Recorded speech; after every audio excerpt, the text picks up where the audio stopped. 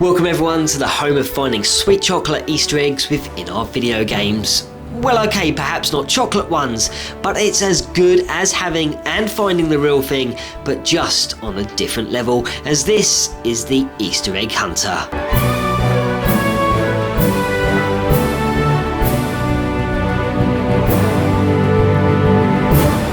Today on this 21st instalment, we are not covering multiple Easter eggs which lurk within just one game, but instead we are just looking out for one simple but truly awesome gem of an Easter egg that lays and lurks within numerous Nintendo titles spanning over the course of 20 years. And how is this so, you may ask? Well, we need to thank one chap in particular for this secret, and he goes by the name of Totaka, who is one of Nintendo's most well-known music composers and voice actors, and he has worked on some of the best video games that have ever been released. And throughout these titles which Totaka has worked on, he personally decided it would be fun to hide a simple 19-note tune within them. Now, there are still a number of games which he has been credited for, however the tune hasn't been found as of yet, and these titles include Wii Sports, Wave Race and Super Smash Bros. Brawl, but there are at least 17 titles which do hold the tune dubbed Totaka's song, and I'm going to share no less than 7 of them.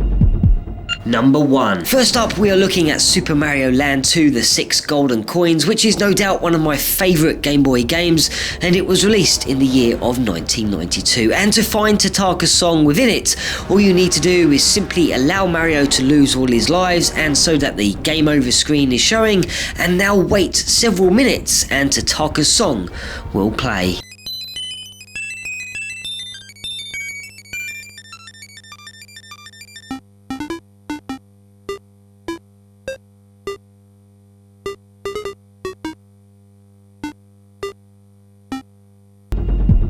Number 2. The second Mario game on the list is Mario Paint, which launched onto the Super Nintendo and allowed us to explore the inner artist within ourselves, and the box set even included a mouse and mouse pad. So where is the tune this time? Well, all you need to do is simply load up the game and play around with the letters in the title screen, which do all sorts of weird and wonderful things. Click the O and it will turn into a bomb, explode, and then play the melody.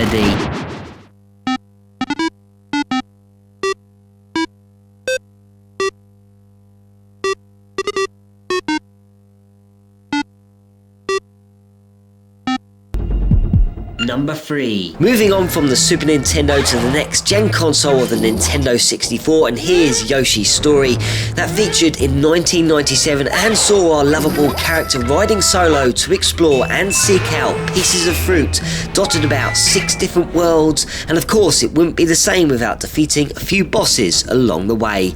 But without even playing the game, if you just rest in the trial mode for over 2 minutes, yep, you guessed it, the tune will play once again.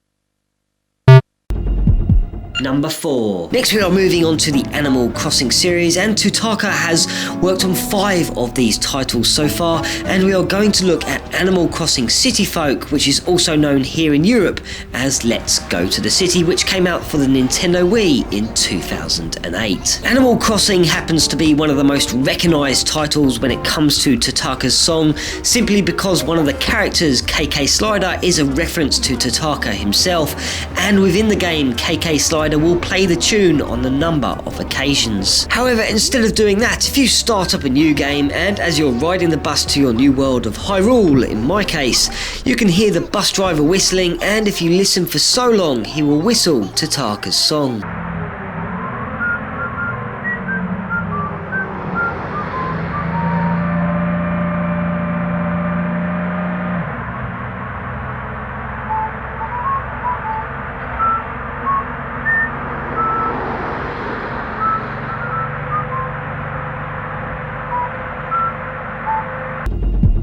Number 5. Back in 1992, a certain game named X was released onto the Game Boy, which also includes Totaka's tune. However, we are going to take a look at the sequel, which found itself onto the Nintendo DSi in 2010 and is known as Xscape or 3D Space Tank, and is available for 1,000 points from the premium section on the Nintendo eShop. During gameplay, and once you reach the 7th world known as Map 8, you'll need to rescue the Doctor. Now, there are actually 2 doctors located within this world, and one is fake and one is real, and you'll need to rescue the fake Doctor, who is wearing star-shaped glasses and is poking his tongue out at you. Once you've picked him up, head to the following world known as Madal and head into the power building, where you'll continue your conversation with your support bot friend. When he says, "What's that?" wait 2 minutes and 45 seconds and Totaka's song will play.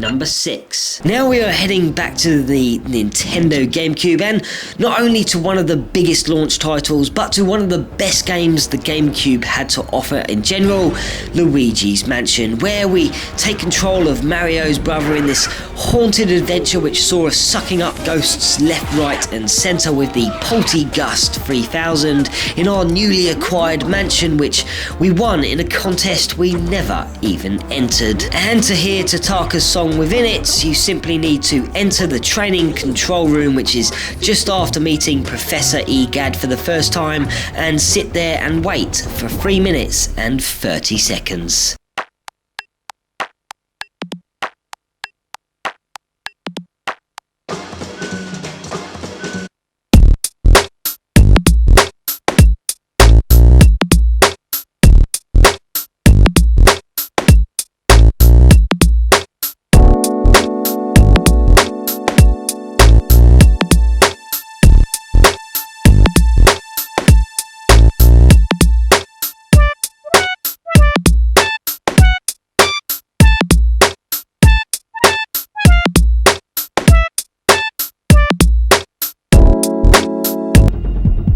Number 7. For the final game in this episode, we are looking in on The Legend of Zelda Link's Awakening, which made its way onto the Game Boy in 1993 and is by far my favourite Game Boy game.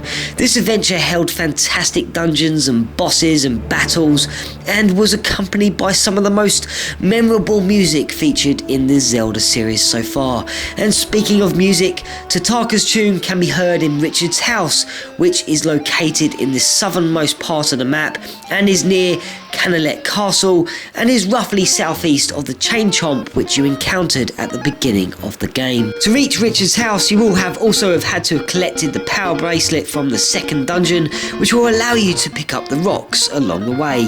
Once you reach Richard's house, enter and pop yourself anywhere you like, and while you watch those hopping frogs and wait 2 minutes and 30 seconds, I will leave you with the final piece of Totaka's song. And until next time, this is the Easter Egg Hunter, breaking out.